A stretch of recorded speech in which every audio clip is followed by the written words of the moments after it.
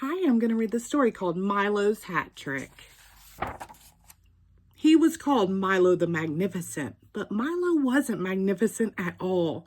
He botched his card trick, he tangled his rope trick, and his hat trick was just pathetic. Mr. Popovich, the theater manager, was furious. "Milo," he barked, "I'll give you one more chance. Tomorrow night, you better pull a rabbit out of your hat or else." So the next morning, Milo went out to catch a rabbit. Instead, he caught a bear. "What are you doing out here?" said the bear. I'm looking for a rabbit for my hat trick." "Hat trick," said the bear. "Maybe I can help." "You?" said Milo. "Watch this," said the bear. And he jumped into Milo's hat. "Wow," said Milo. "How did you do that?" "Easy," said the bear. "You just pretend your bones are made of rubber. It's a secret I learned from a rabbit." "You definitely can help me out," said Milo, "but you'll have to hide in my hat until we're on stage." "No problem," said the bear.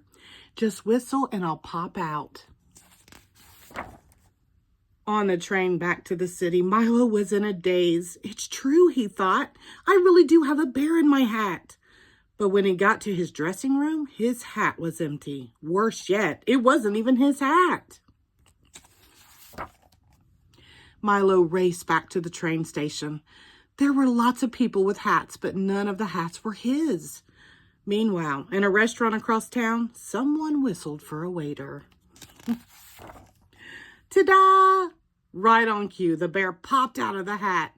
But there was no applause. There was no Milo. "Uh-oh," said the bear. He grabbed Milo's hat and ran. "Help!" cried a cab driver. "A wild bear is on the loose." "A bear? Where?" said a policeman. "He was standing right by that mailbox. Then poof, he disappeared." "Oh gosh," said the bear. "How in the world will I ever find that magician?"